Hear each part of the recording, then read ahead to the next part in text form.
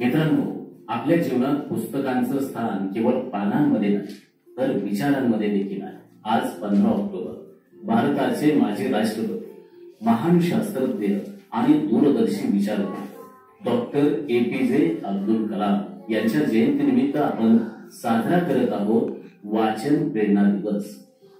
छोटी पुस्तकं, विद्यार्थी आणि डॉक्टर APJ अब्दुल कलाम यांचं फोटो. मित्रांनो, डॉक्टर APJ अब्दुल कलाम आणि वाचन प्रेरणा दिवस याबद्दलची पार्श्वभूमी.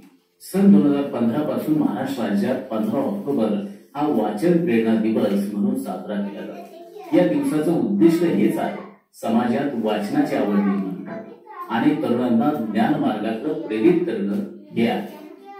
वाचनाचं आपल्या जीवनातील महत्व, वाचनामुळे होणारे फायदे, आपली विचारशक्ती वाढते, एकाग्रता आणि स्मरणशक्ती देखील वाढत असते.